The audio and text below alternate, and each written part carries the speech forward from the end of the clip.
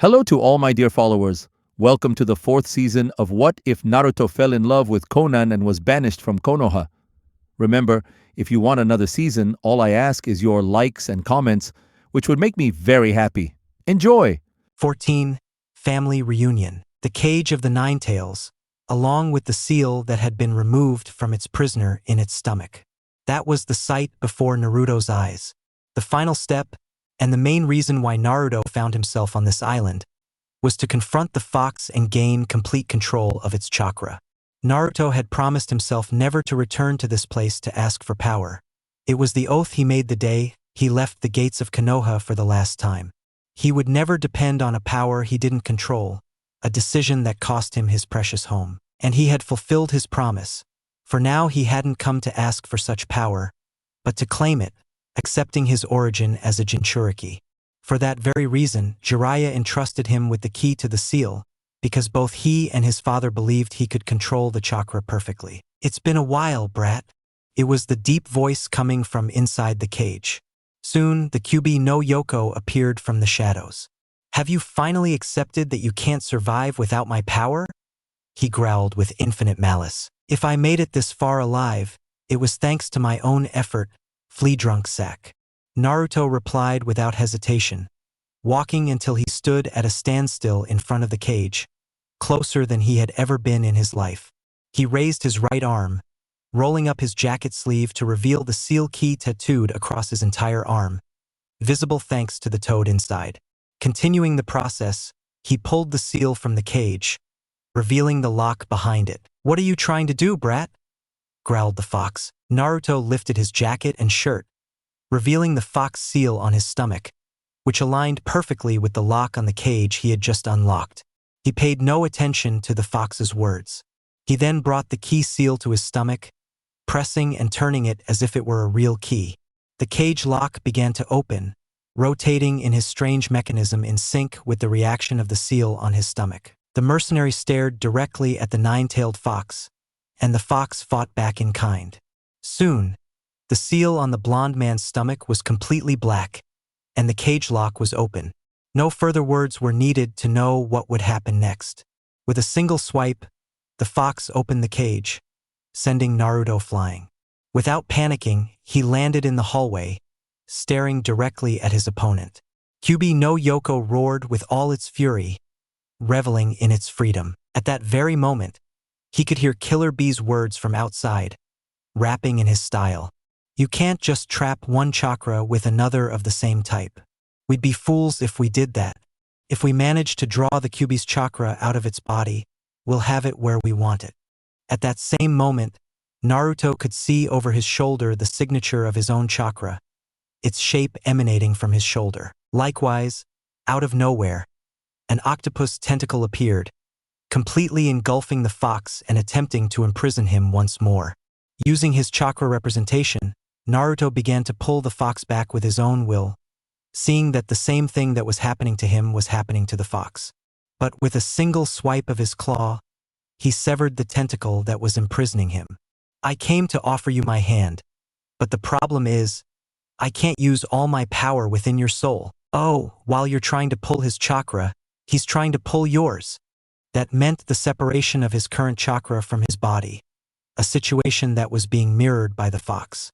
"If he manages to pull all your chakra down to zero, I don't need to tell you what will happen, right?"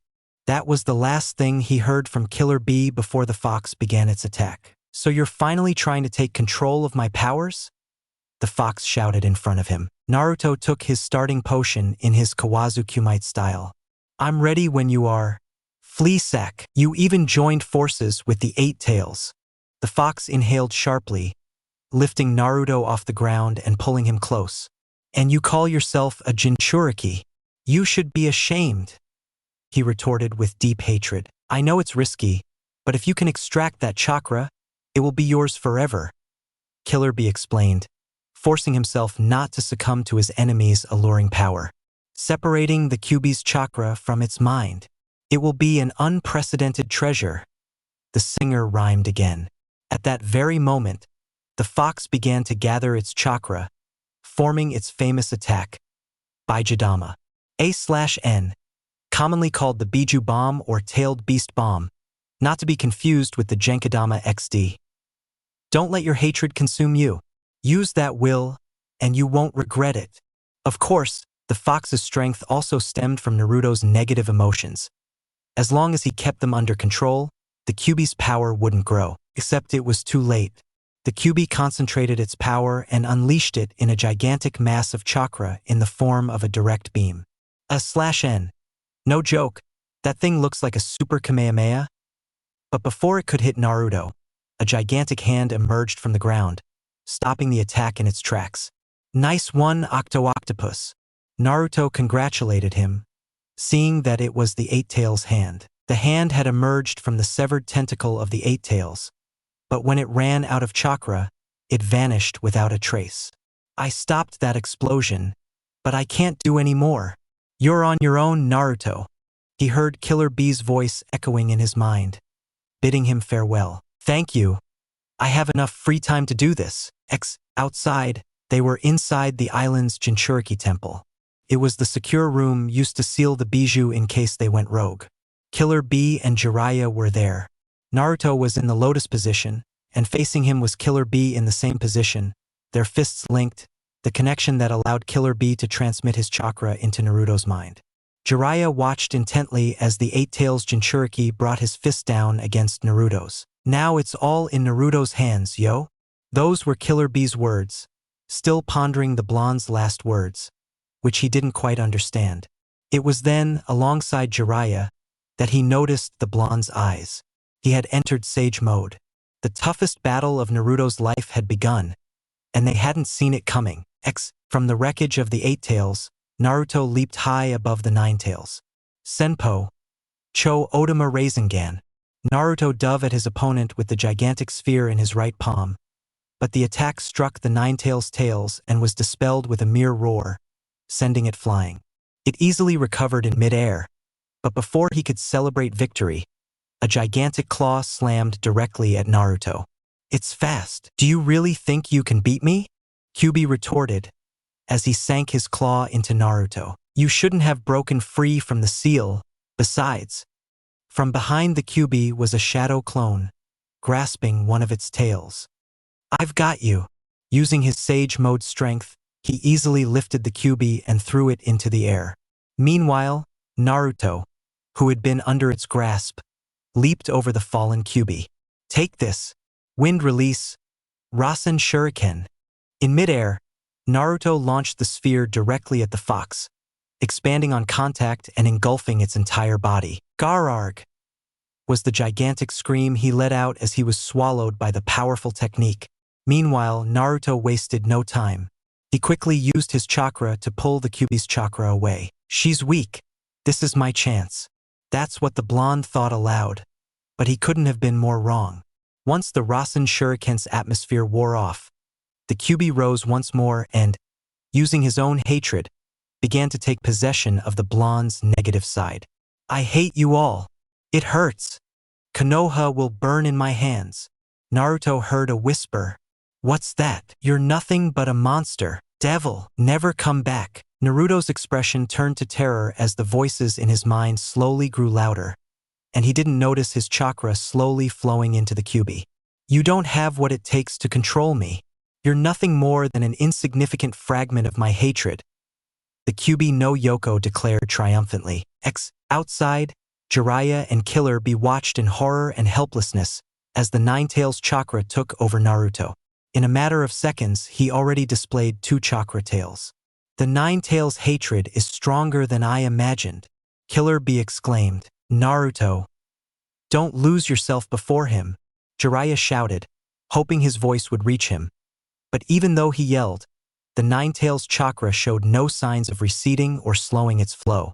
Minato Kushina, what can I do to help your son? What would you do? The white-haired man thought with anguish. His pessimism was slightly dispelled by the sensation of a soft, warm breeze. What is this familiar feeling? It's like... He searched his surroundings for the source of the sensation, but found nothing. The room was completely sealed and isolated from the outside. There was no way for any breeze or wind to reach him. Minato? Kushina? Are you with Naruto? He wondered, staring intently at the blonde boy. Jiraiya smiled at the surprise and mystery of Killer B. Disappear, growled one of the voices, to such an extent that Naruto believed it at that moment. No, shouted another voice. It sounded different, feminine and warm. You belong here, assured a second voice, complimenting the first with the same warmth. But this one was masculine. Naruto. The two voices spoke at once and in unison. Soon, Naruto was summoned to the deepest recesses of his mind, deeper than his battle against the Nine Tails and even his own hatred. A completely white place and two figures awaited him, standing there, beaming at the mere sight of him. The blonde boy, however, studied them, unaware that half of his face was covered by his dark side, revealing a black eye instead of its usual one. He recognized the first figure instantly. He had seen her every day of his early life, a permanent portrait displayed on the Hokage monument. The man he dreamed of reaching and surpassing every single day. Fourth Hokage? He exclaimed with doubt and respect, but also with a sense of realization. Something that, although Jiraiya had told him, he hadn't fully grasped until this moment, when he was right in front of him. "Dad?" he asked hesitantly. His eyes began to swell with tears that threatened to spill over. "At least Jiraiya-sensei told you," the blonde man replied with a genuine smile. Just minutes before, he had witnessed Naruto's birth, and for him to suddenly call him father was an emotion he wasn't yet ready for. A father usually expects to hear that when a baby says it for the first time, not when that child is already well past adolescence. Minato didn't even realize when Naruto punched him squarely in the stomach. "Oof," he groaned, gasping for breath. "I guess I deserved that." Without giving him a chance to say anything else, Naruto hugged him in a sudden change of heart. "Yes, but for now I'm even happier to see you, Dad," he confessed with a smile to his son, as his father returned the brotherly and affectionate embrace. It was their first father-son hug. "So, Minato's the only one who gets to hug Naruto." With that comment from the other person Naruto had spotted, the father-son moment was interrupted.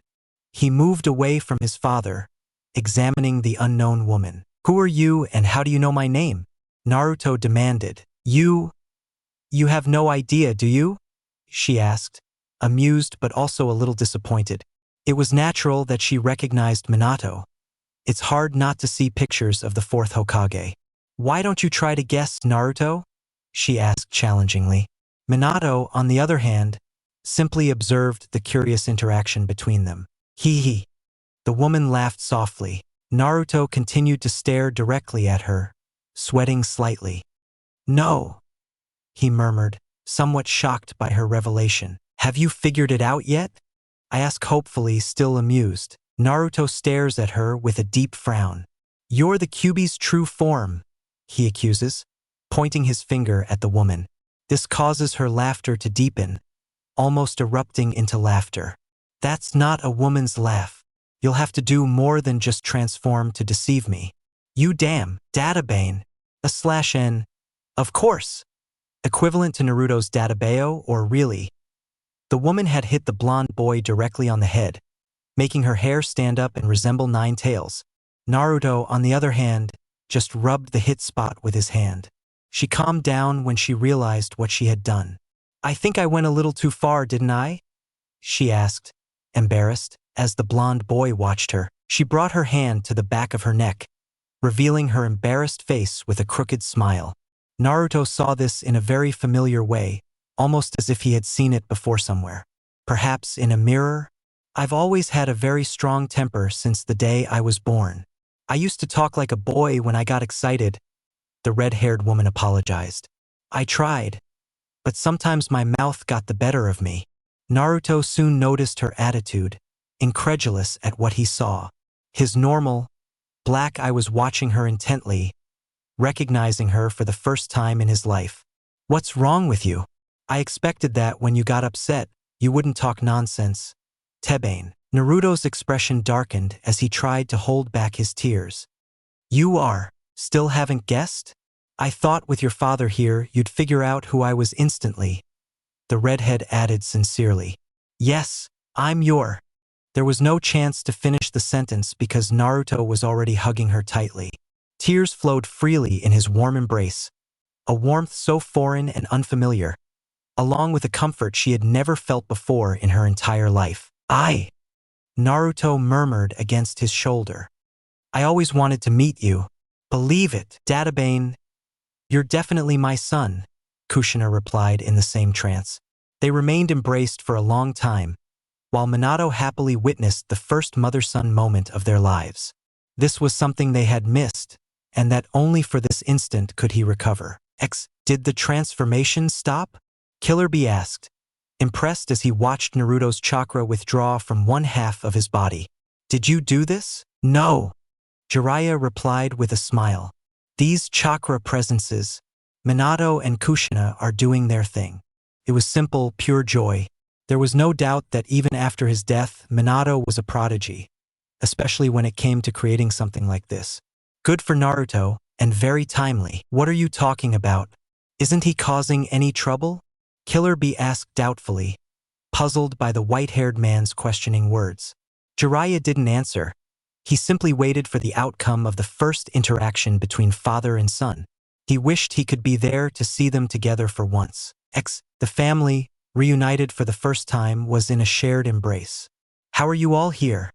Naruto asked, completely happy with the warmth that surrounded him, feeling for the first time what it was like to have parents. We'll have a long talk soon, Minato said, as he and his mother walked away. First, we'll deal with the Kyuubi, Kushina finished. Returning from the depths of his mind, Naruto found himself facing the fox once more. Several chains emerged from his own body, binding the fox in various places to restrict its movements. At the same time, the chakra stolen from Naruto returned to his body along with his will. This chakra, Kushina, growled the fox, knocked down and trapped by all the chains. Once the Kyuubi was immobilized, Naruto returned to the depths of his mind, reuniting with his parents. Now, could you tell me how you got here? Naruto insisted doubtfully. We sealed part of our chakra when we created the seal you possess, Minato explained. My part was to recreate the seal in case the eighth tail sprouted. Just hearing that sent a chill down Naruto's spine. It wasn't something he liked to imagine. But since that never happened, I emerged the moment you opened the seal with the key I gave to the toads. My chakra was sealed for that purpose, Naruto's mother finished, so that it can help you control the fox when the time comes. If that's the reason, why did they do this to me? Why did they seal the fox inside me? I demanded an answer from Naruto. Because we believe you can handle it. That's a father's and mother's duty. To believe in their children. Minato confessed. That's only natural. From the moment we learned of your existence. It's as natural as the following truth. They both approached Naruto, each placing a hand on his shoulders. We love you. They spoke at the same time. In the battle against the fox, Naruto regains his composure. I feel so calm. Naruto's chakra, which had returned to normal, began to pull the Kyuubi's chakra with renewed force. I feel so happy. With a war cry, he pulled even harder, nullifying any remaining traces of the Kyuubi's chakra within him. Damn you, Kushina. The Kyuubi's chakra disappears. Naruto's determination prevails. Remo Killer Bee as he watched it dissipate into the atmosphere. With Minato and Kushina by his side, that fox doesn't stand a chance. The Gamma Sannin chuckled. Go Naruto, you can do it, shouted Killer Bee. My chakra won't be able to stop the fox forever. We have to attack with everything we have. Naruto heard his mother's voice from inside. Then let's bring out the heavy artillery. Minato added, who, to Naruto's surprise, was standing beside him in front of the Kyuubi. I know I promised never to see you again, but this time I have no choice. Kyuubi no Yoko, the fourth Hokage declared, observing the beast. Namikaze, growled the fox upon seeing his hated enemy, managing to free himself from a pair of chains. Your mother won't be able to endure Naruto forever, and I only have a limited amount of chakra I can use, Minato explained. Prepare a Rasengan. Naruto looked at him puzzled, but did as he was asked, easily forming the jutsu in his hand, which his father watched with great pride. Following Minato's lead, he formed his own Rasengan. The difference was that his chakra had a greener hue than Naruto's. It was then that both Rasengans began to vibrate in each other's presence. "What's going on?" he asked, feeling the Rasengan vibrate against his father's. Same types of chakra resonate when they're together. And when these two combine, then the most powerful Rasengan is formed. As if drawn by two magnets, both Rasengans merged into one, creating a veritable storm around them. At that moment, the fox managed to free his head and began to gather energy in his jaw. "You will not be able to defeat me." Naruto, having recovered from his amazement at seeing this incredible Rasengan, returned his attention to the battle. "Then I suppose we should give him something more special." Minato watched, fascinated, as Naruto's eyes changed, becoming similar to those of a toad. "So you know Jiraiya-sensei's Sage Mode." Upon entering Sage Mode, the whirlwind increases in size and speed considerably. And that's not all. Outside the swirling chakra, 3 shadow clones appeared. The new trio positioned themselves behind the original Naruto and Minato. The shadow clone in the center raised its hands, forming a Rasengan in each hand. On either side, each shadow clone implemented an elemental affinity. The one on the left took on a white form, and the one on the right a lightning-like form. "Wind release and lightning release," Minato murmured, carefully observing both jutsu, each a perfected form of the Rasengan, the two elements that neither he nor his student Kakashi had ever mastered. "Fantastic! You think that kind of jutsu will stop me? You fools!" growled the fox, slowly freeing himself from each chain. His attack was already charged, and Minato knew it. He quickly emerged from the whirlwind, positioning himself in front to throw a 3-pronged kunai at a distant location. At that moment, Kyuubi launched his tailed beast ball at full power. "Stay back, Naruto," Minato ordered as the energy beam approached. He simply raised his kunai in front of him, and the gigantic attack vanished as if it had never been there. Then, in the same direction from where he had thrown the special kunai, but far away, the attack exploded. "Now, Naruto, Dad is amazing," he thought, watching how easily the fox had discarded its most powerful technique. It was then that Naruto, inside the whirlwind, launched himself at the fox. The attack struck it like a giant drill. Taikyoku Rasengan, DA/N, Supreme Ultimate Rasengan. From the movie The Lost Tower. It was a direct hit that struck the Kyuubi just as it recharged its energy after its powerful but failed attack. With just a touch, the fox was sent flying backward, breaking free from all the chains that bound it, accompanied by an immeasurable explosion. The smoke dissipated as the Kyuubi stood up. "Is that all you've got?" the beast grumbled, showing no signs of injury.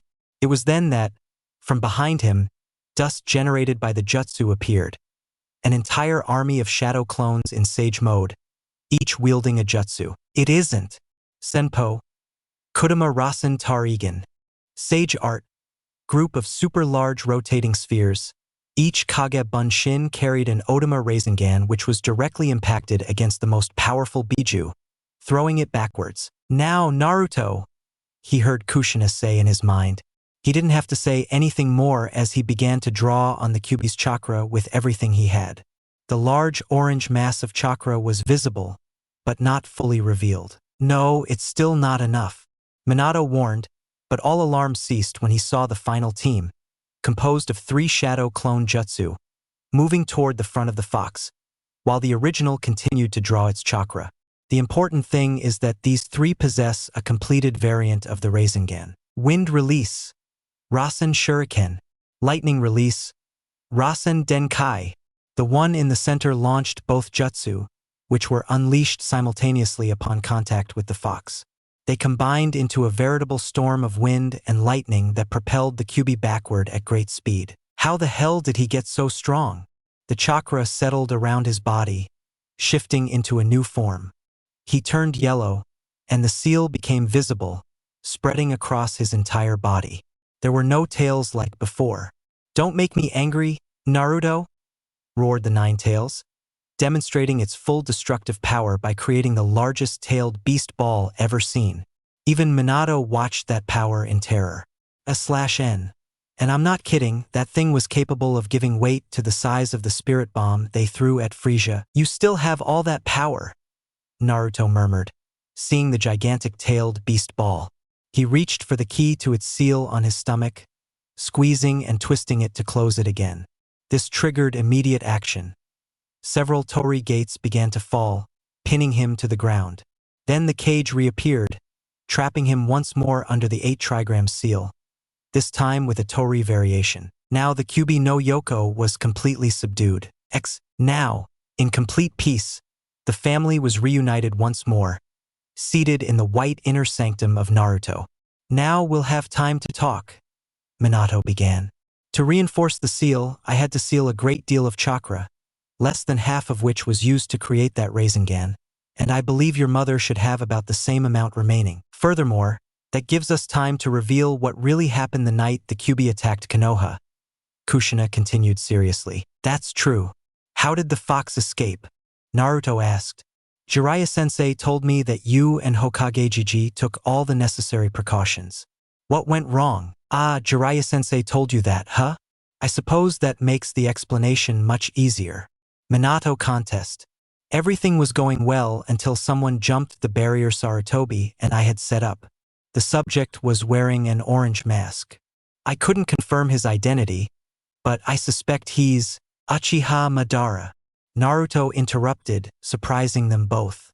I have a spy in Akatsuki. Ah! Minato was the first to break the silence, flashing a smile at his son. You mean Konan? I'd forgotten about that. I didn't think you were so interested in the idea of reviving the Uzumaki clan, but possessing all her knowledge, I think it's something you should do. Minato shook Naruto's head affectionately. I'm so proud that my son has found. His sentence trailed off at the sight of his wife's expression. Naruto, for his part, had also felt the momentary tension in the air from Kushina's lethal intent. Disturbed, he turned to look at his mother. Her long hair stood on end, resembling 9 tails. He could even hear his father murmuring, "Bloody habanero, Naruto." His mother's terrifying voice made Naruto gulp down. Now I understand Shikamaru and Kiba's fear of their mothers, he thought with dread. I think it's best if we continue that conversation later, he reasoned, trying to break free from the terrible entity that personified his mother. Databane, you're safe for now, but we'll talk about it later.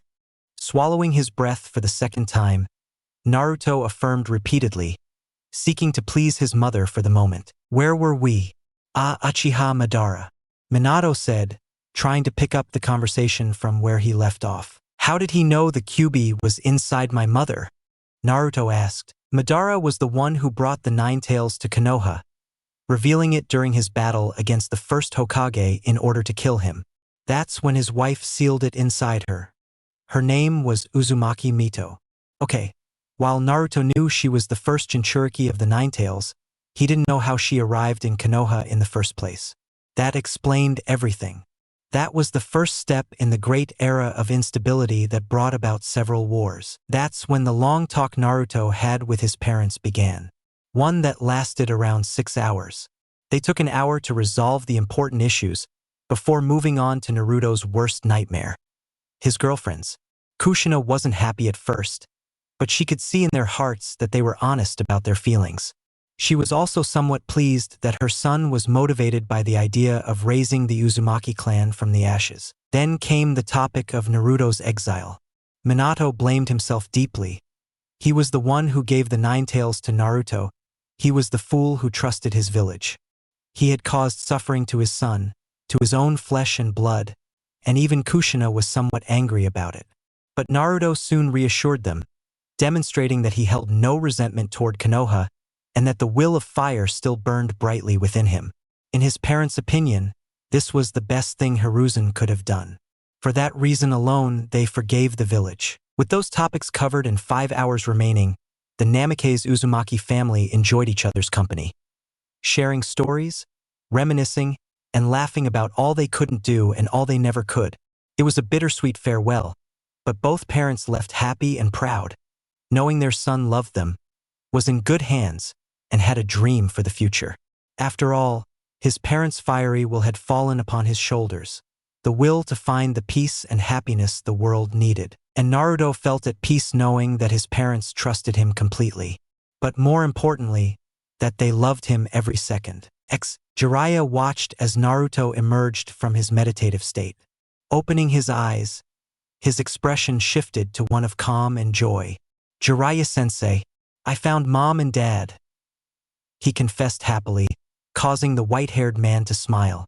His suspicions had been correct all along. "I could sense them," the cheerful Sannin confessed.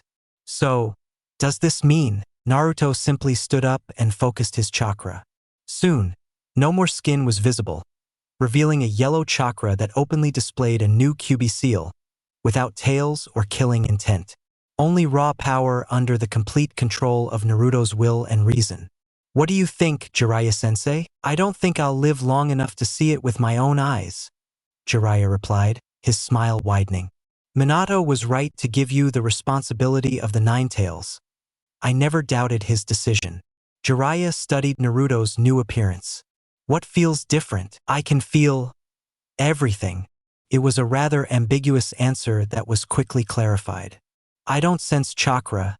I sense the presence of something, and I can even sense your perversion, Erosenin," he added comically. "You weren't really lying about being a great pervert." Good. Mr. Nine, now a new part of your training begins. Perfectly control that chakra you need." And with that, the group headed to another section of the temple while Naruto recounted the mythical battle he had against the Kyuubi no Yoko and his encounter with his parents. From the heights, Naruto could see the area where his makeshift home was located in the land of grass. Although he couldn't see the house itself, he only recognized it by its geography. But seeing it from the sky gave him a whole new perspective. How did he see it from the sky? It was quite easy when you rode a black dragon and soared through the skies at high speed. It took him 4 weeks to perfect his new chakra entity, 1 week to tame a dragon, but above all, it took him 2 days to find its weakness. The various energies contained within his body created a conflict until they adapted, and this adaptation process would take months. With this in mind, Naruto couldn't engage in serious battle or misuse his various abilities. Otherwise, he would die. However, he could still perform shadow clone technique, Kage Bunshin, to a great extent, as always, study sealing techniques, Fuinjutsu, or train in Taijutsu. All of that was fine. However, his training with the Nine Tails chakra was strictly limited to its exclusive and unique use. He was forbidden from combining his Senjutsu, electric aura, and Nine Tails chakra abilities in a highly complex way. If he had to train anything, it had to be specifically one of them with significant breaks between each. He couldn't complain about his training on the island. He had managed to perfect his control of the Nine Tails chakra, developing one of the techniques that only Jinchuriki with complete control could use, the Tailed Beast Ball. Well, not the Tailed Beast Ball completely, but who would have thought that the Rasengan was the key? That his own father had created that jutsu by observing the Tailed Beast Ball, and that this had helped him perfect new versions of the Rasengan in both its normal/senjutsu state and in Nine Tails mode. The only impediment he had was the inability to take the form of the Nine Tails, although that was something he never wanted. After leaving the island, each returned to their respective duties. Killer Bee and Team Samui went back to Kumogakure, something the blonde-haired boy would likely miss. The presence of his friends and girlfriend always cheered him up. Jiraiya resumed his travels around the world investigating his spy network, and of course, his important literary research. Now Naruto was returning home to rest and wait for his body to adjust so he could combine his abilities with his new friend, the Night Fury. Not even Killer Bee believed that a living dragon existed on that island, much less that he had made a friend of one. Upon landing, the duo moved through the dense undergrowth of the forest until they reached what they believed to be their home. He momentarily deactivated the seals, revealing his house just as he remembered it. Small, very small, and now that he had a dragon as a companion, he needed to expand this place. "I suppose I'll have to use all my knowledge to improve this policy, Night Fury?" The dragon nodded repeatedly. Of course, comparing this place to Killer Bee's mansion, even someone like Night Fury could complain. At least I'll have something to do all these months without missions besides just studying, eating, and sleeping. Chapter 15, on Reforms, Liberty, and Seals. Exile Chapter 15, on Reforms, Freedom, and Seals. Konan was a happy woman. She was the kind of person who always enjoyed the simple things in life, a trait she attributed to the lifestyle she endured during her childhood. She always enjoyed walks and sunsets, especially when it wasn't raining, and of course, her favorite food, grilled fish. These were the things Konan always enjoyed, and now she could add the simple company of her boyfriend. This was the perfect example. The blue-haired woman strolled through one of Kusagakure's shopping districts in the comfortable company of her favorite blonde-haired man after a pleasant afternoon of leisure. Lunch, a movie, and a walk. 3 activities she had carefully cultivated in her past, though some were less frequent than others, but circumstances prevented her from doing them. This brings us back to the initial situation. Konan is a happy woman.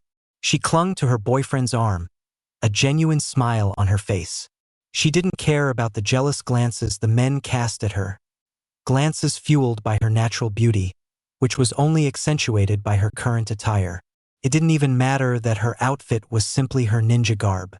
It featured the usual ninja accessories, but her upper body was a hybrid of cloak, dress, and blouse. It was blue, matching her hair. The blue garment began at her neck, covering it snugly, extending down the front to hug her shapely and well-developed bust, leaving her back bare. At the front, it parted in 2 at the waist, revealing her navel piercings. From there, the garment flowed back down, cascading from her hips to her ankles. Her tight pants were also black, reaching to the top of her ankles, and on her feet she wore a kind of hybrid sandal/boot/heel in blue. N/A. I based this on Konan's original design, this being the only official image of her without her Akatsuki cloak. This whole outfit was completed by her usual paper flower in her hair. The duo arrived after a long day at Naruto's remodeled house. No longer a cabin. With his studies in Fuinjutsu, Uzumaki had managed to expand the dimensions of his cabin storage seal, at least tripling its size. Now he could use the savings he'd earned on his missions to invest in the construction and furnishing of this house. It included materials and furniture from Iwagakure, Tsunade, and Kumogakure, and its construction was carried out by his shadow clones. The only thing he couldn't do was draw up the plans. He simply gave the dimensions to some architects, and they did the rest. Now he could enjoy this beautiful 2-story house, which consisted of a spacious living room, dining room, and kitchen, along with a small bathroom and his usual study on the first floor, while the second floor comprised 4 bedrooms and 2 bathrooms, one of which was en suite in the master bedroom. All of this was properly furnished. Then there were the appropriate privacy and security seals both inside and outside the house, preventing any possible tracking or detection of the residents. And to one side was a small wooden structure where his new companion, Night Fury, resided, sharing the same security measures as his own house. Speaking of the dragon companion, he had also managed to implement seals on him. First, there was his summoning seal, heavily influenced by the same principle used to summon his shadow clones from Mount Mayaboku. Second were his own seals. Night Fury had a certain understanding of chakra, which was the reason he could launch his powerful and rapid blue fireballs. Initially, Naruto tried to teach him techniques, but the dragon didn't have the ability to control or manage chakra like humans. But with a creative solution, he managed to get the dragon to use Uzumaki seals. There was no need to perform any jutsu. He simply had to activate a predefined seal. He was working on it, but for now, he had only managed to adapt his water release technique, taking advantage of his natural instinct for stealth. Upon arriving at the outskirts of his home, Naruto was immediately confronted by Night Fury, prompting Konan to laugh. While she had been surprised at first by their encounter, it wasn't as much as she had expected thanks to Pain's now amorphous summons. It was truly amusing to see such a fearsome-looking creature act like a docile puppy, especially after discovering how affectionate it could be with humans it trusted. After leaving food for Night Fury, Naruto and Konan entered the house. Naruto went straight to the kitchen, starting preparations for a relaxing tea for both of them, while Konan took a seat on one of the 2 reclining sofas, instantly relaxing. In just a couple of minutes, the blonde returned, surprised to find Konan resting with her eyes closed. Trying to remain unnoticed, Naruto placed the tray with the tea order on the coffee table, then went to the back of the sofa, surprising the blue-haired girl with a fantastic shoulder massage. It was something he had started with Samui, but he hadn't thought it would be so effective on his other girlfriends. The simple things in life, like a peaceful shoulder massage, were where the magic lay, and Konan certainly knew how to enjoy them. And so, the blue-haired woman sighed, a small smile playing on her lips as she allowed herself to be pampered by her boyfriend's attentive care and affection.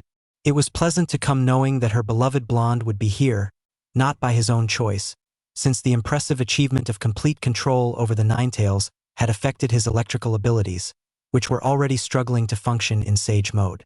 It would take months for his body to adapt, which would keep Naruto limited to his shadow clones without the opportunity to use them in battle. So he would be staying in this house for a long time. Unfortunately for her, Akatsuki would soon resume their activities, preventing frequent visits, which was very frustrating. With another touch on the right spot, Konan forgot her negative thoughts, returning to her present situation. "MMH, I'm going to miss your massages," Konan confessed, probably melting at his touch.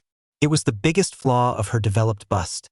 The weight translated into pain in her shoulders, which had no solution without Naruto's presence. "And I'm going to miss giving you massages," Naruto replied, always enjoying the power of his touch on her. Smiling at her boyfriend's response, Konan got up from her comfortable seat and made the blonde man sit down on the same sofa. "What are you doing?" he asked, puzzled. Without replying, Konan sat between his legs, leaning her back against Naruto. "I'm going to miss you even more," she said with a smile, resting her head against his. He was initially taken aback, but then smiled as he wrapped his arms around her, closing his eyes to enjoy her closeness and rest. But this moment didn't last long, as a murmur from his girlfriend interrupted him. "No," he said to stop, she said, hoping he would continue caring for her from this new position. "You've really gotten spoiled, Tabeo." That was Naruto's response as he kissed her cheek. "Luckily, I like to spoil a lot," he added, whispering behind her ear, missing the soft blush that tinged Konan's pale cheeks. He began massaging the shoulders of the woman he loved again. She smiled and relaxed, losing herself in his touch, enjoying the beginning of their last night together, knowing that neither of them would have another for a long time. Hold on. I can't stop. I can't stop," she told herself, trying to convince herself. But it was far from being true. Her pursuers were rapidly gaining ground, her wounds were large and deep, and they managed to poison her in a surprise attack. The sun was at its zenith, optimizing the tracking capabilities of any ninja, no matter how unprepared they were in that environment. "Why are you attacking me?" The woman leaped to the top of a tree, dodging several kunai that came from behind her. The execution was perfect, but she didn't expect another barrage of kunai in quick succession. She managed to evade most of them, except for one that grazed her ankle, more than enough to make her lose her balance and fall to the ground again. "Why would you want to kill Anko? That ANBU division belongs to RAIZ. You can't fool me." Acting on pure instinct, she managed to kneel and perform a foot strike, enough to move and dodge half a dozen shuriken that embedded themselves in the ground. But Anko's body betrayed her, along with the weakness in her injured ankle, causing her to fall sideways to the ground. From her perspective, she could see them perched on the tree branches. 1, 2, 3, 4, 5, 6. 6 ANBU from root to take down just one Tokubetsu Jounin? Anko's skills are high, but not that high. Is this mission really that important? Why? Her thoughts were incomplete. Nothing made sense. But if she wanted to find a solution, she had to get out alive. Tiger, tiger, boar, horse, ox. She finished a sequence of hand seals. Genjutsu, Ikebana in Imiji Surue, Ure/N, illusion technique, escape flower petals. The special ANBU hunters from Root were simultaneously paralyzed. They had easily fallen under her genjutsu. Of course, otherwise, it wouldn't be Konoha's specialist. Yuhi Kurinai. They were unaware that her chakra reserves were low, which forced the ANBU refugees, now freed from the technique, to reassess the situation. I've lost a lot of blood, my chakra is low, and the poison is affecting me more and more. The genjutsu specialist looked at her own hands. They were trembling. She managed to follow their escape, noticing that they were approaching the border between the land of fire and the land of grass. If they crossed the border, they would be free. Konoha wouldn't risk any incidents with another hidden village. Then I realized everything was wrong. She had successfully crossed the border, but the ANBU RAIZ were hot on her heels. Would they risk an incident with another village just to get Anko? What is she of such importance? Kurinai stumbled a second time. It was clear now that the injuries, the exhaustion, and the lack of chakra had finally taken their toll. She was breathing heavily, her blurred vision preventing her from seeing anything more than 2 centimeters from her nose. Every fiber and cell in her body ached. Not a blink was without its pain. In her mind, she had already accepted the end of it all. Her struggle seemed pointless, defeat was certain. He closed his eyes, awaiting his imminent end. That blow never came. It was strange. I felt a kind of electrical sound, like a vibration in the air. The sound grew stronger and then soon fell silent, followed by a scream. Then the sequence began again. Vibration, scream, vibration, scream. I couldn't count the repetitions because I had already lost consciousness by the time the sounds ended. Naruto, accompanied by 2 shadow clone jutsu, burst through the door of his house. Each of them carried a body. He immediately went to the 2nd floor, where they placed the bodies in a room with 2 beds. They're losing a lot of blood. There's no time to lose, the boy thought, alarmed. Summoning technique. It was the 2nd time he had called Shima for a situation like this, and to think it was all by chance. He hadn't expected to find a chase so close to his house, hadn't expected it to be from Konoha, and more importantly, he certainly hadn't expected it to be Anbyu Root who were chasing one of the village's own ninja. He had the 2 women perfectly etched in his memory. The one on the right bed was Midarachi Anko, the examiner for the 2nd part of the Chunin exams. How did he remember her surname? Her name was written in documents found at one of Orochimaru's bases. She had once been his student and also the first survivor of the 1st level of the Tenno Juin. He had investigated everything with Jiraiya's help and his knowledge of Uzumaki seals. It was impressive how easy it would be to remove it, in theory. In practice, he wasn't so sure. The 2nd woman was Yuhi Kurinai, the Jounin sensei of Team 8 from the same generation as him. He hadn't seen her much in the past, but she was the reason Ino gossiped about her when she didn't talk to Sakura about Sasuke. Returning to the current situation, Anko's future didn't look good. Shima couldn't do much to heal her. Naruto used his senjutsu to channel natural energy into both of their bodies. With Kurinai, it was quick. Her body rapidly began generating evidence of poisoning, while her deep wounds closed. Anko had a major problem.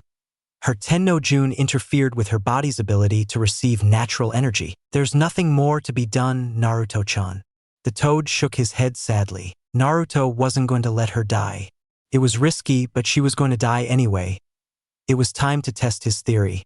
Naruto made his way through the house to his study, returning to the living room with a large stack of papers and seals. Standing in front of Anko, he began reading them twice to make sure he didn't notice any mistakes. It's all or nothing. Kurinai opened her eyes, disoriented and unsure of her surroundings. She vividly remembered her brush with death. Her vision was blurry and her senses slightly impaired, but she slowly felt her strength returning. How is this possible? I was severely injured. I shouldn't be recovering so quickly. Once her senses returned to normal, she could hear a conversation taking place nearby. Naruto-chan, it's dangerous in your current state.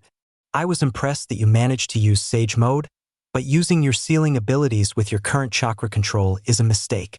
The natural energy, the fox's energy you now control, your own chakra, and your electric aura are all unstable.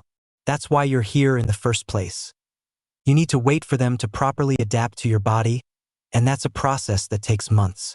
He explained, agitated. The genjutsu expert opened her eyes in surprise at the stranger's words. Naruto-chan? Uzumaki Naruto. With difficulty, she turned her head toward the conversation. She could clearly see the back of a tall, blonde young man. Since she couldn't see him from the front, she couldn't make out his age. I have to do it. Naruto focused his chakra into his fingers, and as was typical of his clan style, the corresponding kanji appeared on each finger. I managed to find the designs for the Tenno Juin, and Jiraiya-sensei and I developed a theory for removing the seal. Orochimaru must have used Uzumaki's sealing techniques to create his seal because all the reversals of the seal were in my clan's library, he explained, somewhat agitated. Besides, Anko is going to die from her injuries anyway. If I manage to remove the seal, I could replicate it on other victims. It should even be easier since it's only level 1 of the seal. Jiraiya-sensei? Is he really Uzumaki Naruto? Just seconds after regaining consciousness, Kurenai was quite stunned by the recent information. Is Anko going to die? Remove the Tenno Juin. She had so many unanswered questions, but her exhaustion prevented her from doing much, only listening. Here we go, Naruto thought, letting out a final breath. Uzumaki's sealing technique. Heavenly Curse Seal Extraction. N/A. Uzumaki sealing technique. Heavenly Curse Seal Extraction. Naruto pressed his 5 fingerprints against Anko's skin, around Orochimaru's seal. Anko gasped as Naruto channeled chakra into the seal. Once he had it firmly in place, he began to pull his hand away from the seal's skin, and as he did, the seal itself began to react. The tattooed skin lifted, resisting Naruto's attempts to pull the seal away. Soon, the 3 commas turned white, revealing a white substance emerging from his black neck. Anko screamed again, while Naruto groaned. Naruto extracted a white substance from the seal, trapping it between the 5 fingers of his palm. The substance began to take shape, revealing a white snake, but the most terrifying thing was its face, which bore a striking resemblance to Orochimaru. Shima watched the new situation in horror. Orochimaru? She cried out in surprise.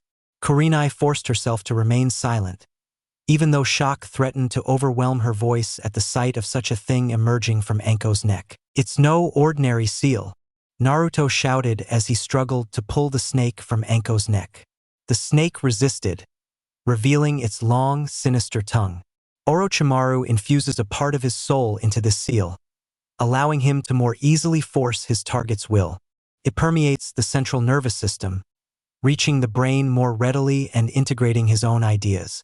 It also attaches to the chakra circulatory system, partially taking control of it to feed the seal itself, soul, and will.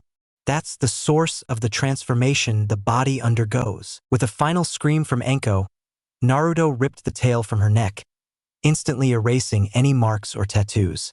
The snake in his hand struggled for freedom, slithering with great force. The only satisfaction I have is that by eliminating this. From his waist, he drew his chakra blade, adding lightning release chakra to activate the lightsaber. Orochimaru should feel how I erase this part of his soul. With a single swipe, Naruto sliced the snake in half from head to tail, instantly turning it to ash. Arga! Kabuto reacted to the gigantic scream his leader let out. He quickly turned his gaze to the chair where Orochimaru was now sitting. He had one hand on his chest and the other on the side of his stomach, pressing them together tightly. Orochimaru-sama, cried his servant in concern. This pain. I feel like a part of my soul is dying. It hurts. It hurts. He cried out in agony between sharp groans. I don't know where it came from. I know I'm not sick and I just switched bodies. The pain vanished in an instant, but he felt as if that same pain had taken a part of him away permanently. Something happened, something serious, but I don't know what it is. He groaned as his breathing slowly returned to normal. Kabuto just stares at his mentor with puzzlement. Naruto-chan. Shima commented worriedly. Naruto fell to his knees, breathing heavily. You need to rest your body. You could die. I'm not finished yet. I must finish what I started. He immediately stopped his rapid breathing, seeking stillness within his body. His eyes changed swiftly, revealing his sage mode for the second time that day. Standing before Anko, he placed his hands near her, slowly sending her a limited amount of natural energy. Her body seemed to receive it, but that connection was severed, indicating something important. Her heart stopped beating. Naruto's eyes lost their toad-like characteristics. He pressed his gaze to Anko's chest, searching for a heartbeat, but there was no sound. The blonde boy's hands began to spark as pure electrical energy passed through them. Shima stared intently at the blonde boy. It was clear what he wanted to do. Naruto-chan, you're using up all your energy. If you strain the conflict between your energies too much, you'll end up killing yourself. It wasn't a joke. He had used both his sage mode and his own chakra when performing the counterseal. He had used nature transformation when eliminating the snake, and now he was using his electrical aura like a defibrillator. I must do it. Her heart must be beating so she can continue receiving natural energy. She needs that natural energy to heal her wounds, and removing the seal also damaged a large part of her chakra circulatory system, removing all the contaminated chakra bound to it, which took the form of the snake. With a flash of electricity, he began CPR on Anko. Come on, hang in there. He performed it a second time, feeling the woman's entire body. Again, Naruto placed his ear close to the woman's chest. There was a heartbeat. Welcome to the world of the living, Naruto murmured with a somewhat forced smile. He brought his palms close to the woman's body again, reactivating his sage mode. Little by little, he fed the woman's chakra. Shima watched as the exposed wounds stopped bleeding and shrank considerably. Okay. Continuing to give her natural energy would turn her into a petrified toad. Naruto began to breathe heavily, his balance faltering. Heh. I'll leave the rest to you, old woman. With those words, the blonde collapsed to the ground. Naruto-chan, cried the female toad. She hopped over to the young man, checking his pulse and condition. This reckless boy. He really does have the power to change the world. Assuming his condition was positive, she prioritized attending to the women, planning to take Naruto to a bed later. However, just as she began treating Anko, she noticed the other woman was awake. Kurenai had seen everything. For a moment, she thought she was still asleep or that she had died. She had just witnessed Uzumaki Naruto, remembered by all who had the honor of working alongside him as the #1 knucklehead ninja, completely remove the cursed seal. A feat that even the 4th Hokage hadn't managed. At the time of Orochimaru's betrayal and Anko's discovery of the seal specialist and strongest ninja in the village, better known as Namake's Minato, had examined the seal along with his teacher, Jiraiya, and Jiraiya's teacher, Hiruzen. None of them had managed to remove it, only seal it to prevent total control. Now, years after that terrible event, her son had found the answer and had managed to eliminate him right before her eyes. Not only that, but he went so far as to analyze him completely, finding every possible characteristic, as well as the damage he had caused to Anko's body. Had they dared to banish that young man? Ah, I see you're awake. Natural energy really does work quickly, the toad exclaimed, hopping beside Kurenai's bed. I'm Shima, one of the wise toads of Mount Myobokuzen. He introduced himself politely. I'm Yuhi Kurenai, a jonin from Kono.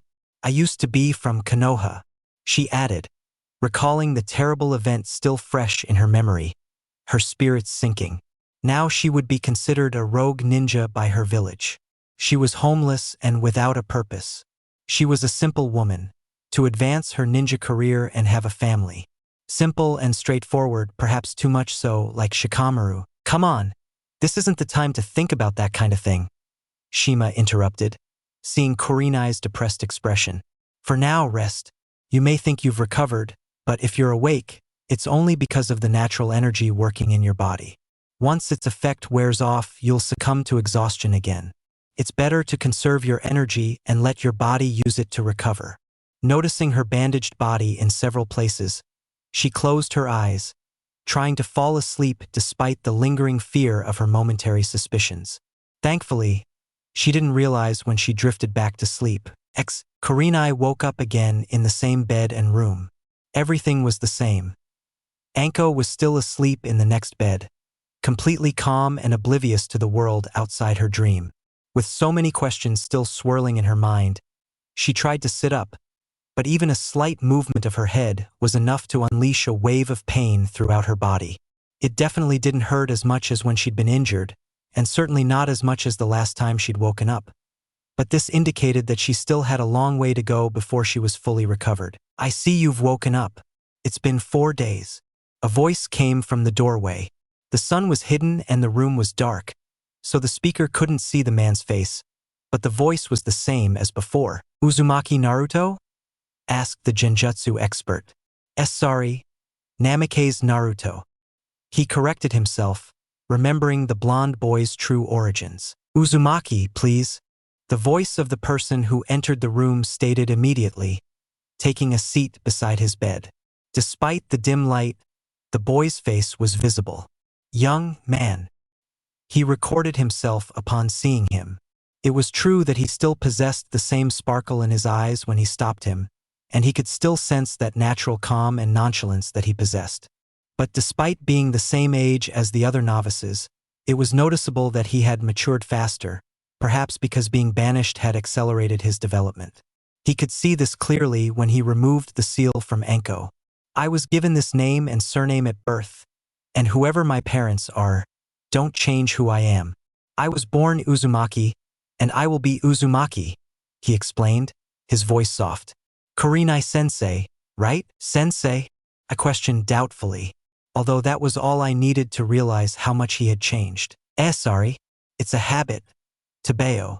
The blonde confessed sheepishly, accidentally letting out his vocal tick, causing a slight smile to appear on Kurenai's red lips. That sparked one of the doubts in the genjutsu expert's mind. "But you're not angry with us. Your own people banished you, you should hate us. I didn't think you were capable of still calling someone from Konoha sensei." "Hey, I'll give you the same answer I gave Shikamaru when he said the same thing." The blonde's amused expression shifted to a stern one. "Did you banish me?" he questioned sharply, nearly taking the woman's breath away. She could only shake her head. "Did Team 8 banish me?" he asked again. "No," I answer verbally this time. "Team Guy?" he asked once more. "No." He repeated his answer. "Team 10? Arika-sensei? Kakashi-sensei? Konohamaru and his friends? Granny Tsunade?" He listed them quickly, but didn't give him a chance to answer. "None of them did, and that's why I don't hate Konoha. Because even if they're only 1 in 10, there are still people who care about me, the same people I care about. That's my will of fire, what Hokage taught me, and it's something I'll never forget because they're my precious people." He confessed with the same determination for which he was known among his friends and acquaintances. "And what are you doing now?" Kurenai asked after a couple of minutes of silence. "A mercenary ninja who still holds onto his values." "Tabeo," I replied quickly, which brought another small smile to the woman's face. It was well known that mercenaries were unscrupulous. They didn't question the mission or its consequences. They wouldn't hesitate to commit genocide. At least that's what I'll be until I manage to infiltrate a village to restore the Uzumaki clan. You have no idea how hard it is to find one that won't cause trouble. I can't integrate into Tsunade because of its alliance with Konoha. They might take that as an insult. I can't integrate into Kumogakure because of its high number of Jinchuriki, and in Iwagakure, they'd think I was carrying out some kind of attack plan or something. "Iwagakure?" she repeated incredulously. "You've actually been all the way there?" "I do jobs occasionally, just like in Kumogakure and Tsunade. The larger villages are the ones with the best missions. The smaller ones are rather scheming. I don't trust them much," he replied, recalling certain past experiences. They had no honor and were always guided by the greed that stemmed from their difference from the 5 great nations. "You went to Iwagakure? But your father is the 4th Hokage." I screamed in horror at such a suicidal act. "Heh. The Tsuchikage is a lot like the Hokage. They're both tempted to take risks if they see an interesting gain. With my offer, I tempted him too much. And with the time I've spent gaining some of his trust. I'm not saying he believes in me blindly, but we have conversations. I've been to his house a couple of times, and we play cards occasionally. I think it helps that my girlfriend is his granddaughter." He confessed somewhat sheepishly, which almost made Kurenai's jaw drop. Naruto, on the other hand, laughed again at the woman's expression. Is your girlfriend the granddaughter of Tsuchikage? For the third time, Kurenai repeated something from Naruto, unable to believe it. Well, a clan doesn't start on its own, and I certainly don't want some village council forcing me to marry multiple arbitrary women. The blonde man grumbled at the thought. He didn't like thinking of women as Kekei Genkai factories for a clan. She understood the principle. Konoha possessed that law, and she wouldn't be surprised if other villages did too. But then, if he wants to restore his clan, she was somewhat slow to grasp Naruto's words. Do you have other girlfriends? My 4 precious people. He confessed without shame and with conviction. They are my reasons for keeping going. Although her initial thought had offended her. After all, in her usual state, she would consider him unfaithful. Naruto showed no signs of lying or disrespecting them. Just talking about them brought them to life. One only had to look into their eyes to understand how important they were to him. He seemed to notice Kurenai's train of thought. I suppose this must seem strange to you. They know everything. I don't deceive them for any reason, and if they felt uncomfortable or unhappy, I would let them go. Many times I think they deserve better than me. Then Kurenai understood that he too shared the same doubts about offending them. No. It's true that I disapprove of clan systems, and I also understand the meaning of being part of one, even though I don't belong to any. Your way would be better than a forced marriage. Now that I think about it. But she stopped herself, much to Naruto's bewilderment. I can't talk about Uchiha Sasuke in front of Naruto. After all, it's partly his fault that Naruto ended up outside the village. I don't know his attitude toward him, and I didn't mention him when I was talking about the important people in Konoha. Now that I think about it, I only mentioned Kakashi. Is something wrong? Naruto asked, noticing Kurenai's silence. No, nothing. Forget it. Kurenai awkwardly corrected herself, trying to dodge the subject. Indeed, he left Konoha with his relationships with his own team destroyed. For now, she would change the subject once more. Regarding Anko, you really did remove her seal.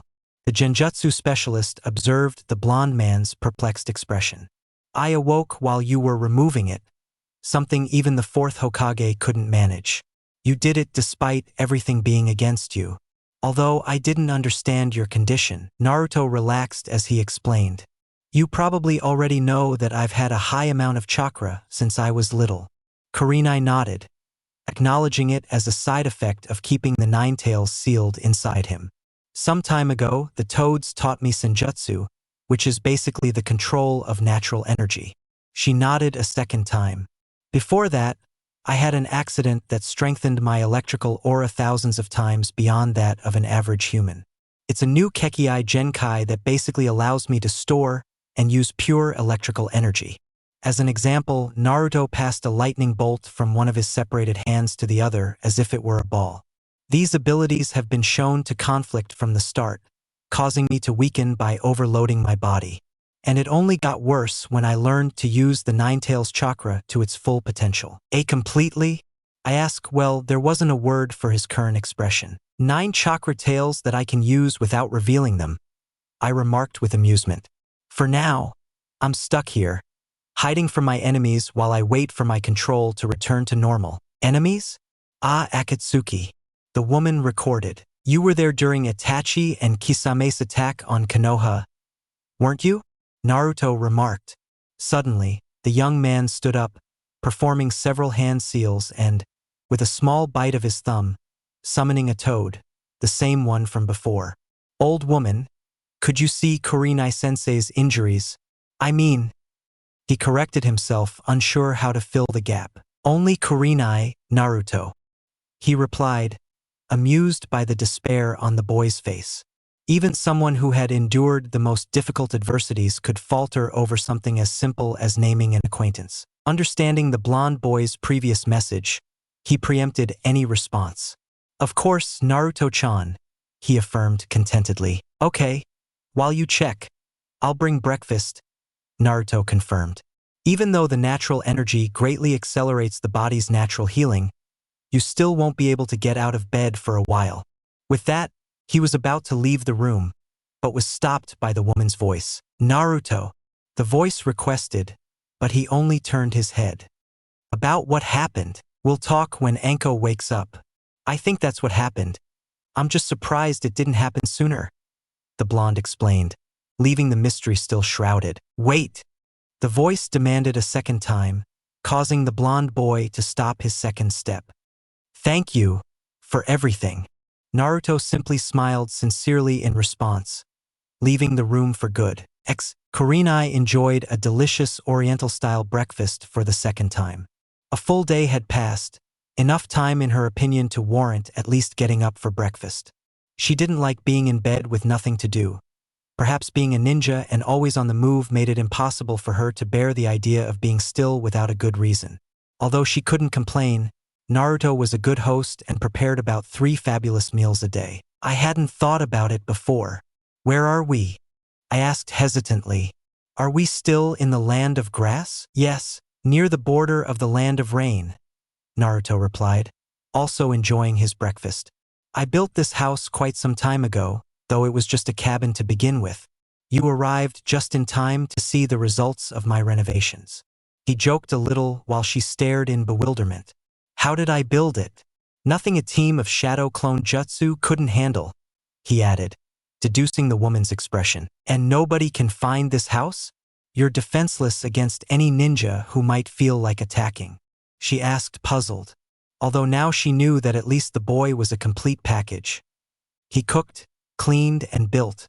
A good, exemplary husband. "I have more seals on than a fortress. This house is undetectable by any kind of ninja sensor or tracker." Naruto boasted about his seals. It was something he was very proud of. Little by little, he managed to reach the standard Uzumaki level of mastery. "No one will ever find it. Believe it." Knock, knock. The conversation ended when they both heard a knock at the door. Kurenai frowned, giving Naruto a stern look. He gasped at her intimidating glare. "This is serious. What's with all the women giving death stares?" "I'm sure Kurenai's could rival the Mangekyo Sharingan," he muttered as he went to open the door. It was unusual for someone to knock, so he became wary. Any of his girlfriends would just walk in. After all, from his perspective, this was her house. Anyway, maintaining a state of alertness, he opened the door, bracing himself for whatever might come. Well, in a split second, it became clear he wasn't entirely prepared. He seriously didn't expect to be hugged the moment he opened the door. All his eyes saw was purple hair. "Naruto-kun," the voice whispered against his arms. "You-chan," I replied in acknowledgement, returning the hug and swishing her around a couple of times. "This means you received the letter." I hesitated, still holding her. I can only stay for a couple of hours. I'm on a reconnaissance mission for Jiraiya-sama's spy network," he replied quickly. She kept her eyes closed as she hugged him, enjoying the warmth emanating from her boyfriend. Despite her displeasure, she pulled away, feeling a warm kiss on her hair beforehand, which made her smile. "I like what you did with the outside of the house. For a moment, I thought it wasn't you, so I'm touching it," the woman assured him, opening her eyes again to take in her surroundings. "And the inside isn't bad at all. Who would have thought I had such good taste in furniture?" "I had to learn something from you, right?" he asked playfully, looking directly into her eyes. "Yes. You did get something good out of it. You grew a little more," the former ANBU captain acknowledged, noticing that the top of her head only reached the blonde boy's nose. "Now, what was that about Yuhi Kurenai and Mitarashi Anko?" she asked, recording the letter. As they completely separated, she noticed Kurenai sitting at the table, observing the scene before her. "Anko is still recovering," he conveniently adds. "She's still not awake." "Yuzuki Yugao?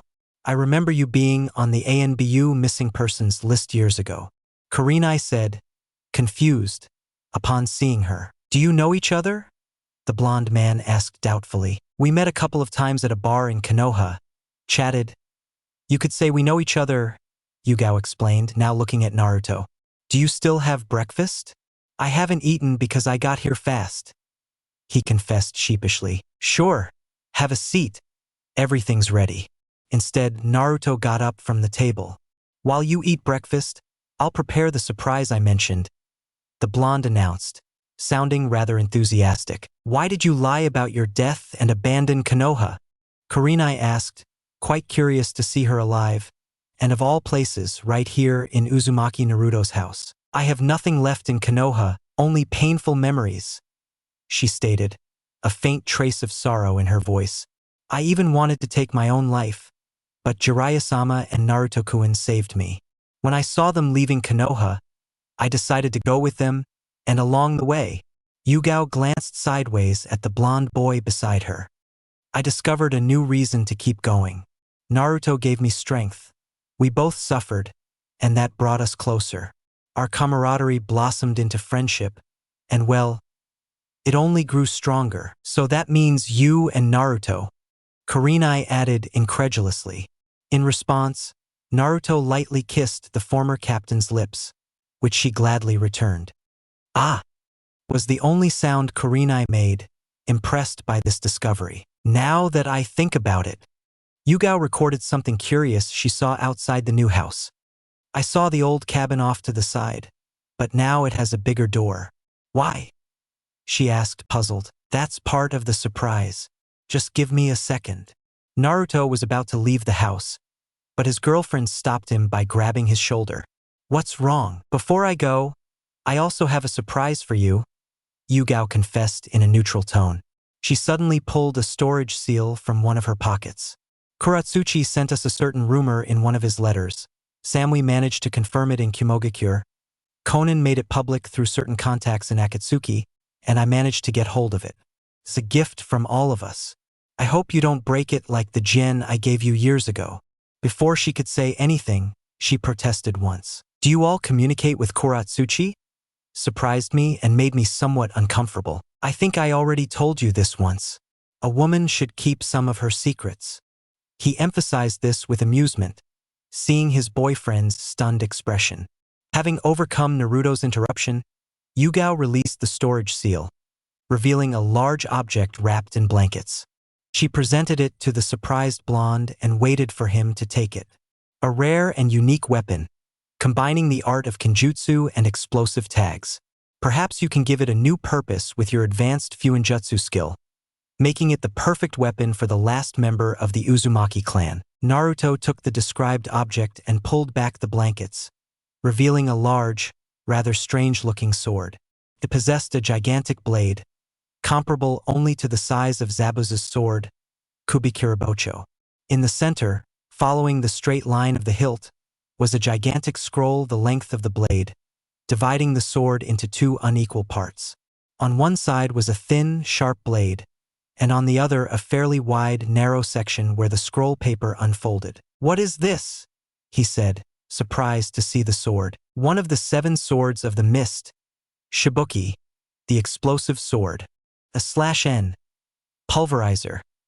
Yugao clarified excitedly, something Naruto rarely saw.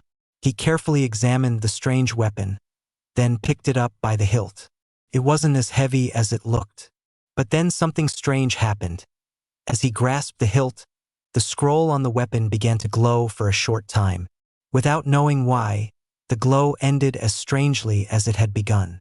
Hesitantly, Naruto shook it, causing the scroll to unfurl over the wider blade, revealing several explosive tags. What do you think, Naruto-kun? Yugao asked, savoring her moment of amazement, which only intensified in seconds. These seals are explosive, he repeated, his expression one of shock. Yes, that's what I said. He insisted to the woman, somewhat annoyed by her boyfriend's lack of attention. No, you don't understand. These are my explosive tags. There are millions of variations in the ninja world depending on the style and method of use, and they also change from village to village. Mine has a variation, since I don't use ordinary chakra to activate them. I infuse lightning release chakra into the tags or even use my Kekkei Genkai, charging them to create an electrical explosion. These are my tags. The blonde man stated his point to the woman, who understood instantly. Checking if his suspicions were correct, he folded and unfolded the parchment a second time, revealing that the seals had changed again. These are my stunning seals. They don't explode. They simply emit a large electrical charge onto the target they are near, stunning them with a powerful shock, though they can also kill them depending on the intensity of lightning release chakra applied. He repeated the process a third time. Recharging seals. Activating them with electrical energy allows me to multiply the energy administered, and then I absorb it to recharge the energy I use. For now, I can only double the charge, but with time I will be able to increase it. And what use are they to the sword? Yugao asked doubtfully. That's what I wanted to show you, Naruto announced, excited by the idea.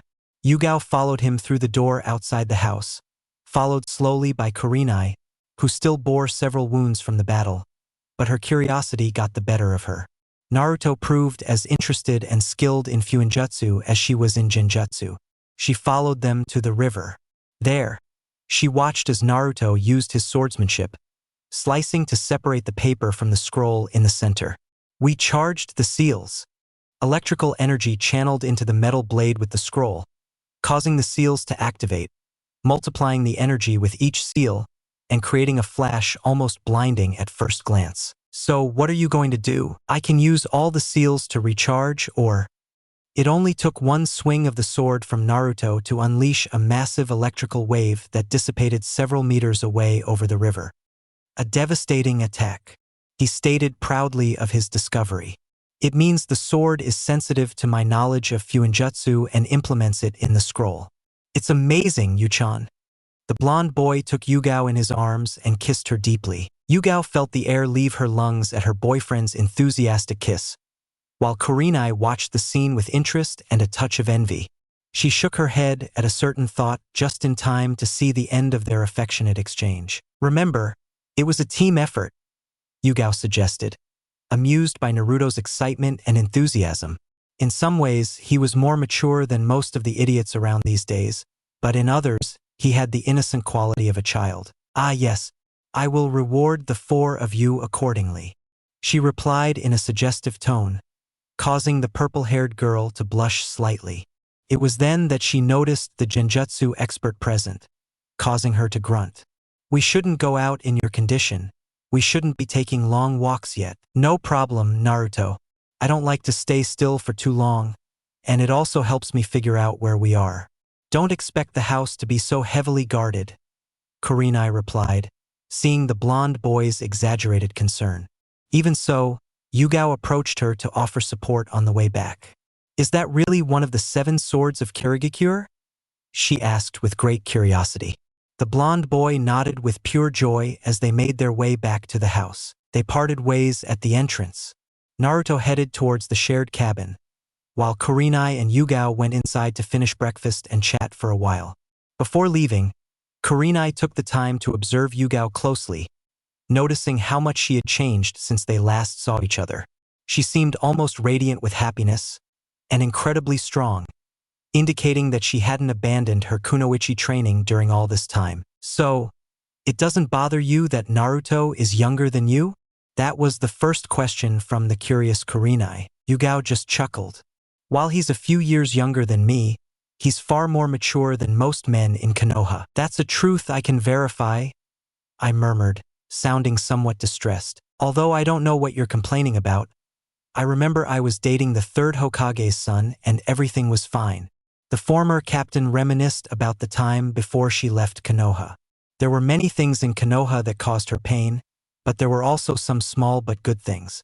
One of them was gossip. I stopped seeing Asuma a long time ago, the woman grumbled, clearly annoyed at the thought of that name. At first, everything was fine, but we had a lot of disagreements. Besides, I hated the smell of tobacco, and he wouldn't stop for anything. Yes, I agree with that. I'm glad Naruto-kun doesn't smoke. The former ANBU captain agreed. I have a question. Naruto mentioned earlier that his girlfriend was the Tsuchikige's granddaughter. Would you mind sharing that? That was the big mystery Kurenai wanted to unravel. Yugao had always been very possessive of Heiate, even after they married. In retrospect, it was a radical change from her usual behavior. At first, yes. But then I started getting to know them one by one, discovering a pattern. They're all good people. Naruto judges people very well, or he can even change them by bringing out the best in them. I can also add that we hit it off quickly, becoming very good friends. That's a bonus you don't expect. Yugao took a long sip of her tea. I was always lonely because of the long ANBU missions, and I didn't have much time to make new friends. The only ones I had were from my generation, even my former fiancé. They all showed up, so my life in Konoha was very lonely after that. Kurenai nodded in understanding. In meeting Naruto, she hadn't just found someone to spend the rest of her life with. She'd also gained a good circle of friends that she now needed to nurture because of their marriage. From that perspective, it wasn't so bad. Naruto returned home, bursting through the door.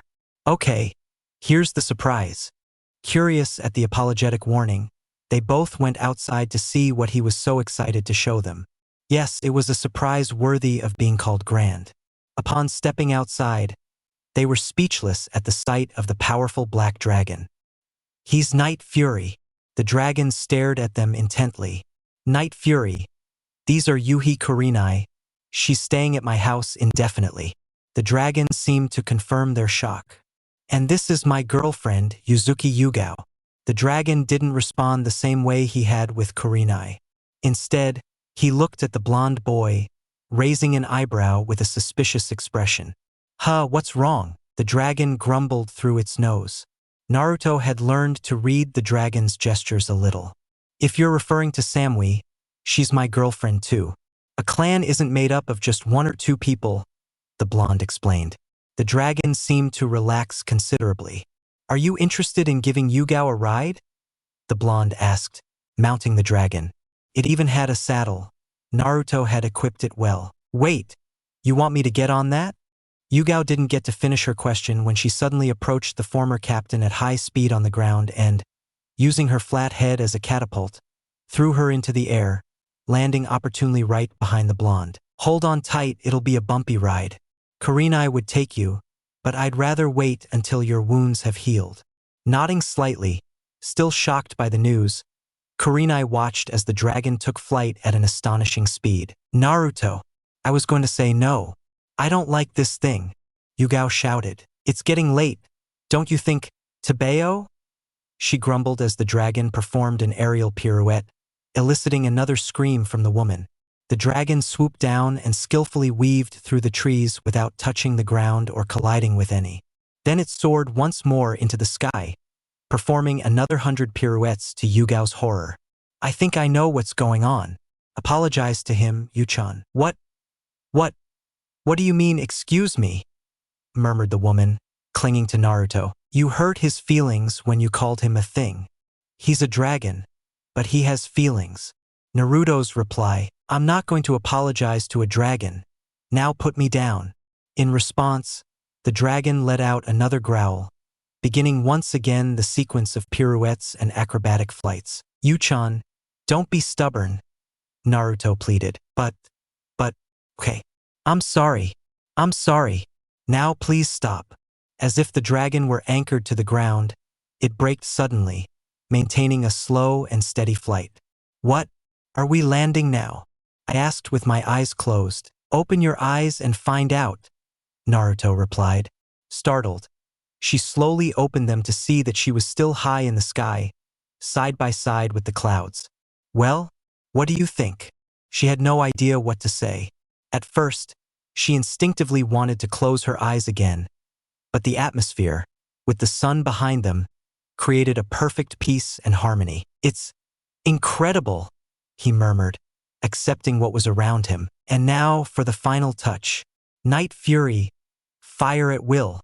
As if it were fireworks, the dragon launched a fireball diagonally upwards, exploding in a marvelous blue flash.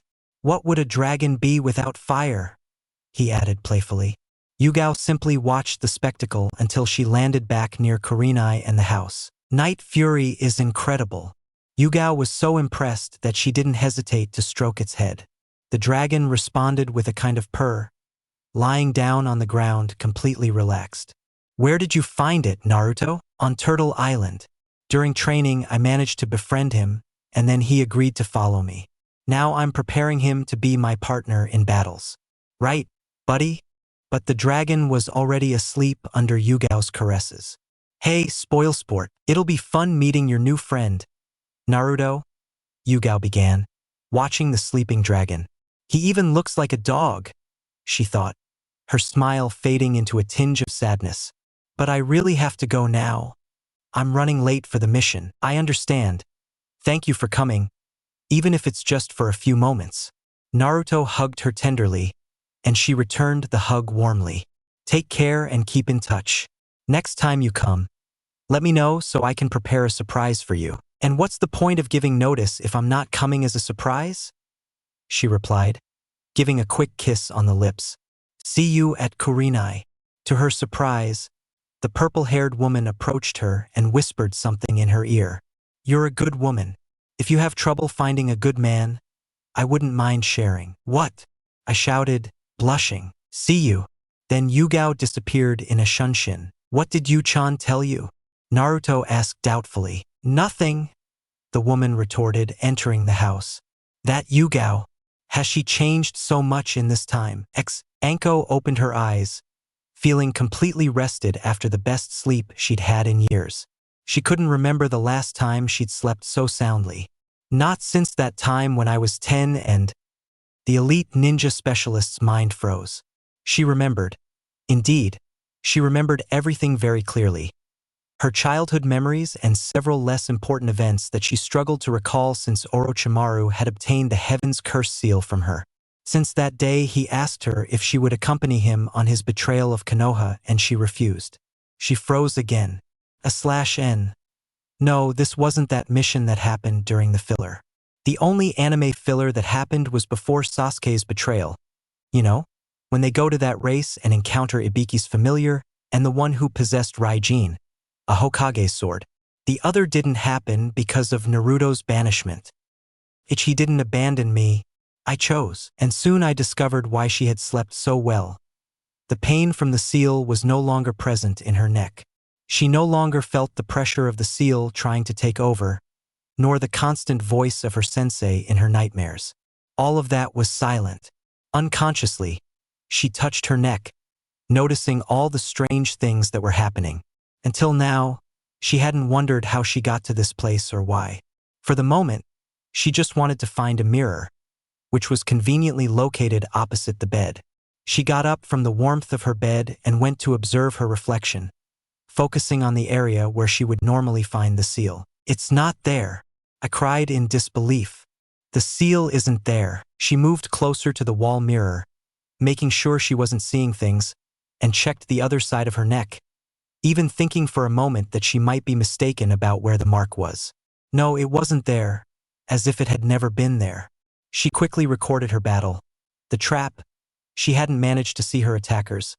Kurenai, the bed beside her was unmade, her bandages, her body was covered in bandages, sutures, and other things. Location. She had no idea where she was. Deciding to explore the place, Anko left the room and found herself in a hallway with several doors and a staircase. She slowly checked each door, finding only empty rooms, a bathroom, and a closet. Sighing with brief relief, she quietly descended the stairs. The stairs led to what appeared to be the exit.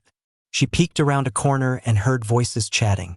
I didn't expect to see that, she thought. Kurenai Yuhi was sitting in a dining room, calmly having breakfast in the company of a young blonde man, with lines on his face. Seeing him from the side prevented her from seeing his eyes and his entire face, only in profile, those lines being the only visible feature. When do you think Anko will wake up? It's been 2 days since I woke up, Naruto.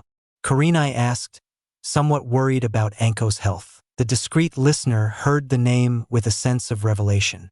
Naruto, Uzumaki Naruto? Or Namikaze? Or whatever. She mentally groaned at her indecision. Upon closer inspection, she saw that his description and apparent age matched, even though he looked somewhat older. She remembered the brat from the Chunin exams. She'd always thought that kind of idiot was the first to die. Her mistake had been realized when he defeated Hyuga Niji in front of everyone, and she'd also heard about his victory over Shikaku. It was even worse when she discovered he'd been banished. Hated by the very village he'd protected so fiercely. That's something I can understand. She thought with disdain and empathy. Some people still thought of her as one of Orochimaru's spies. What was her fault for being nominated as a student of one of the village's greatest traders? He quickly lost interest in his thoughts as he listened to the direction of the conversation. To completely remove the Ten no Juin, I must forcibly extract it from its chakra network, causing significant unintentional damage. That's why it's taking longer to heal, but with natural energy, it shouldn't be long. Perhaps it will awaken today or tomorrow, the blonde man explained. Did you remove the seal? The voice that interrupted the room caught Naruto and Kurenai's attention. They both turned to see Anko at the foot of the stairs. Did you remove Orochimaru's Ten no Juin? The woman's voice was indistinct. A mixture of emotions and inner turmoil filled her. So many years of suffering due to the villager's ignorance, her partial memory loss, and the pain of the seal itself. Yeah, it really wasn't a big deal. Naruto tried to ease the tension in the air with his voice, but she maintained her stern demeanor. I would have done the same for anyone, believe it. No, don't you dare say it wasn't a big deal, Anko shouted, clumsily approaching the blonde boy. Both she and Kurenai were still injured, and it wasn't something they would recover from anytime soon. Now Anko stood before Naruto. Something like this, my freedom from my old sensei, stepping out of his shadow. That can't be a small thing. Anko, what are you? Kurenai's questioning of Anko's strange attitude came to an end when the woman grabbed the collar of Naruto's jacket, and with all her remaining strength pulled him closer to touch her lips to his own.